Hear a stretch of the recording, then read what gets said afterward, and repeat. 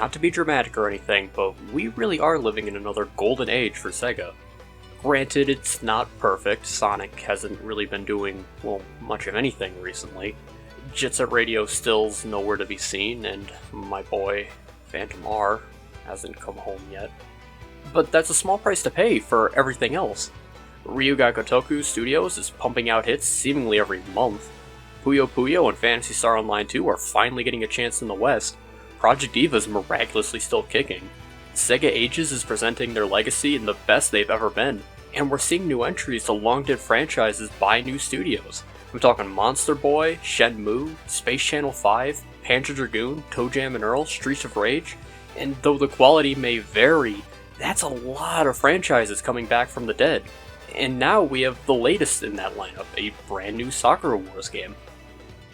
Sakura Wars has been a series that's eluded us in the West, and it's one that I've been casually interested in for quite some time. Those big into 90s anime might be familiar with the original Sakura Wars show. A number of the characters show up in the Project Cross Zone games, those were weird. And those familiar with the greatest set of commercials ever probably remember the one for Sakura Wars 2. But as far as the games go, we've got almost nothing here. The fifth game, So Long My Love, was the only one to be localized in 2010, and that's it. But it's not even a case of Sega just refusing to localize new titles. There hasn't been any new titles for them to localize. The series just seemed to stop after So Long My Love's original 2005 release, and there hasn't been anything in the way of ports either, and for a good long time it seemed that Sakura Wars would just remain a relic of the past. And yet, here we are, a brand new Sakura Wars game, the first in over 15 years, and the first localization the series has seen in the past decade. Though it seemed to just kind of drop without much fanfare, there's been a ton of support from longtime fans telling people that they should play this game. And hey, here I am, a first-time player who's never touched the franchise, joining in on the conversation. So here I am to say, you shouldn't sleep on Sakura Wars.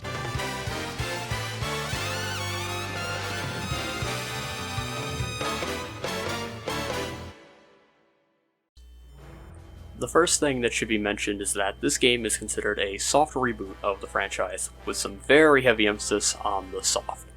The events of the previous games still occurred, but the cast of those games are all but completely absent, paving the way for a new story with new characters.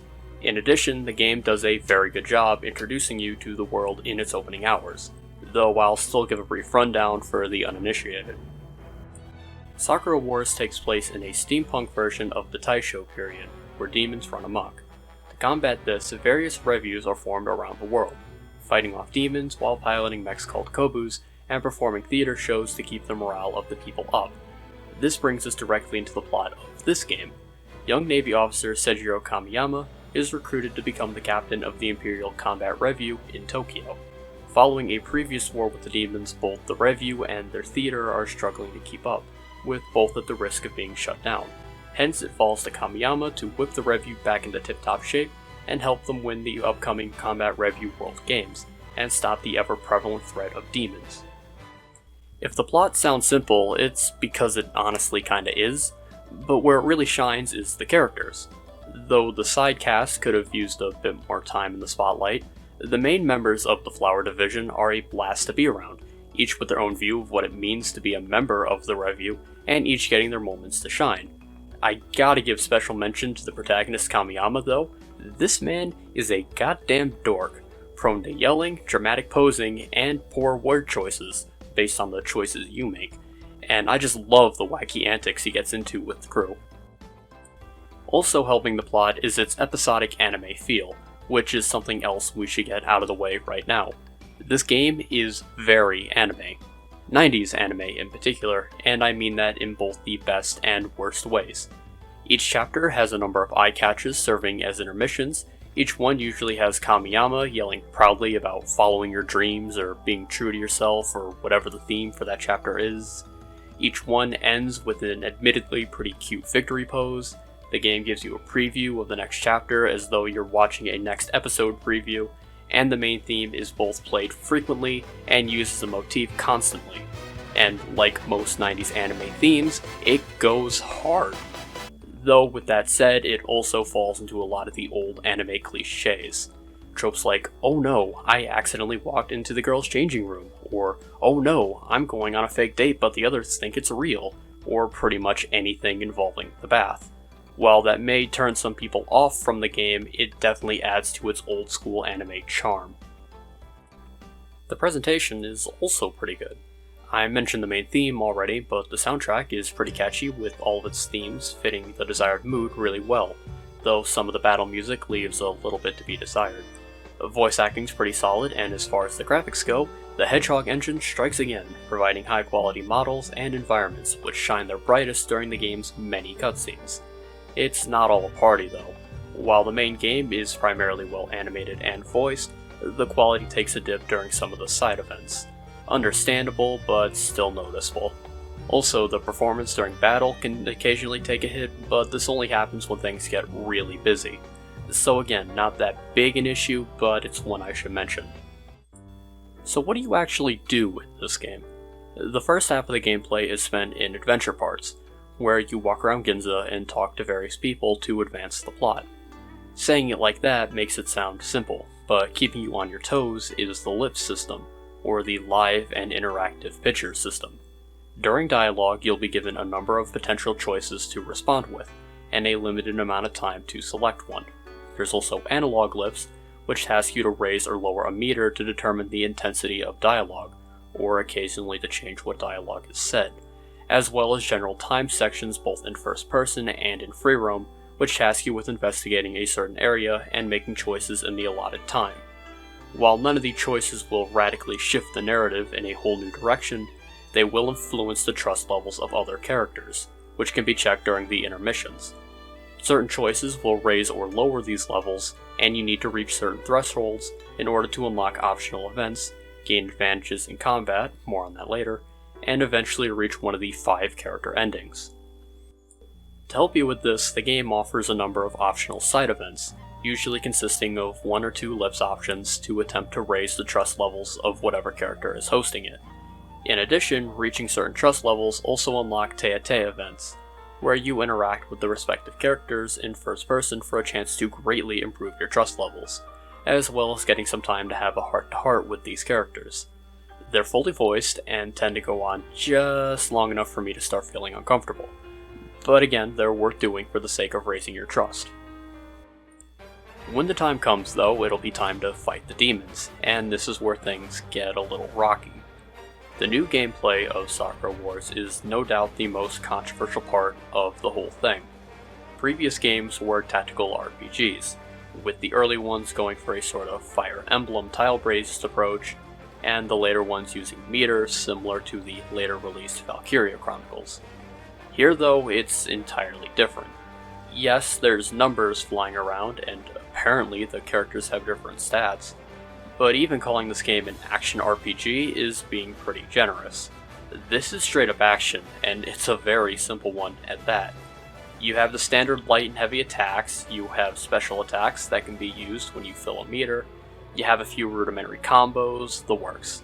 There is a perfect dodge mechanic where if you dodge just before an enemy hits you, time slows down, allowing you to rush in and dish out punishment, similar to one like Bayonetta. There's even a special insta-kill that you can only use on beefier enemies when their health gets low enough. As for the trust levels I mentioned earlier, those come into play in the form of the morale mechanic. Performing actions such as defeating multiple enemies in quick succession, attacking with your teammate, dodging attacks, and exploring the level will raise your morale. The higher the level, the higher your attack and defense will be.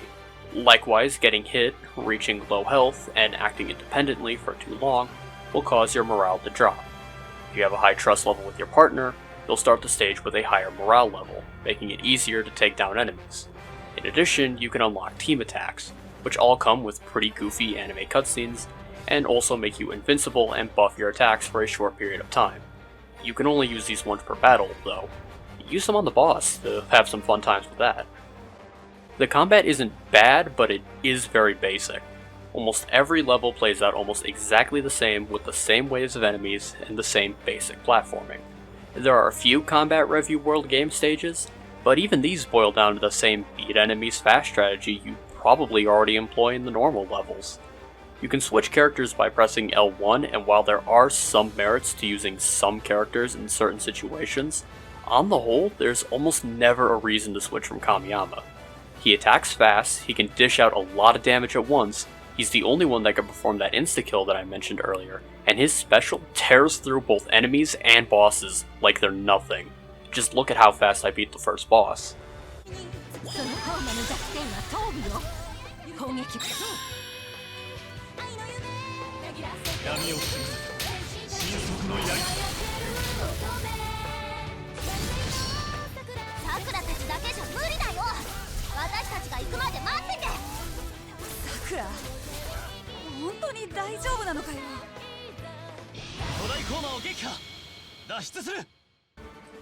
This leads to another issue, and that's that Sakura Wars is really easy. Platforming is completely inconsequential, you don't even lose health or morale for falling, and even if you did, the game showers you with health pickups, so I never once lost a battle. The game ranks you on a letter grade system at the end of each battle, and I got S ranks first try, and while that might sound like it's a humble brag, it really isn't that hard to do. Just fight every enemy you see and do it decently fast, and you'll probably do it too. Low difficulty makes the game accessible for sure, but the addition of difficulty levels would have gone a long way, especially for replayability. It may sound like I'm complaining a lot, but I want to stress that there is still fun to be had with the combat. It's really gratifying to see how much destruction you can cause, and there's a lot of spectacle to your attacks. It's also pretty fun to speedrun the levels on a second playthrough, routing out when it's best to use your special attacks and speeding your way to the next wave of baddies. Plus, I'm not really a stranger to enjoying games with admittedly underwhelming combat. Just ask me about games like Crystar or the original Nier. I just feel that it's important to mention it so that you can scale your expectations. It can be fun, yes, but it ain't no platinum, that's for sure. At 8 chapters, the game clocks in at around 25 hours, which is a respectable length. The game does feature a New Game Plus, which carries over your trust levels, making it easier for you to get those other character endings. It also carries over your side progress in the side content, the first of these being the BattleBot Simulator, which allows you to replay the combat sections with other characters. I absolutely wouldn't recommend doing all of these back to back. I did it and I could feel my brain turning to mush. Again, there's a value to speedrunning, but just about everything I mentioned before still applies. Getting high ranks will raise your trust levels, so it is possible to grind out trust levels if you need that extra push. There's also the main collectibles, the bromides. These can be obtained by grabbing them from the store, finding them spread throughout Ginza, or through completing the BattleBot missions. Progress for these also carries over into New Game Plus, along with them showing up on the minimap, making collecting them a little less of a chore. As for the bromides themselves, we've got pictures of the main cast alongside some brief descriptions, which are pretty cute, though I wish some of these outfits could be equipped for the adventure portions. A good chunk of them are also stills from previous Sakura Wars games, and honestly, that's just pretty neat. And finally, the crown jewel of the game, Teikoku Wars. That's right, Koikoi. So rejoice, fellow Summer Wars fans. Now you too can finally understand what the heck's going on at the end of that movie. It's a card game using Hanafuda cards, and yeah, it's pretty brutal. All joking aside, Koikoi is actually super fun once you come to grips with it. There's a practice difficulty if you want an easier time, you can spend Mon to keep the round from resetting, and if you just can't stand Koikoi, it is 100% optional. You get one cutscene for beating 10 opponents, and you get a trophy for beating everybody. There's no bromides behind it, so there's no pressure. For real though, Teikoku Wars changes you. I played for 4 hours and I have an unbridled Koikoi addiction now. I bought a Koikoi game on Steam and I'm seriously considering getting this Clubhouse game on the Switch just because it has Koikoi. I am seriously a broken man now. I know I spent a good chunk of time mentioning the game's problems, and I may have downplayed some of the things that it does well, but one thing that it has in spades is heart. Sakura Wars has an undeniable charm to it, both in its highest and its lowest moments. It's earnest in everything that it does, so for how generic the plot can get at points, it managed to pull me in. I was invested in the small stories of every single chapter, basic combat and all, and every single time some generic anime trope played out, it still managed to make me smile, without fail. It's just plain endearing, and it's fun in spite of everything. And it's for that reason I give Sakura Wars my absolute highest recommendation. Maybe not for $60, I mean, I think it's worth it, but you do you. But whether you pick it up now, or you pick it up during a sale later on, I just implore you to play the game, cause I don't think you'll be disappointed. And hey, to Sega's credit, it seems like they're really putting their all into making Sakura Wars a thing again. We got a manga adaptation, there's a sequel anime that's airing right now actually, and there was even going to be a stage play before, well, you know.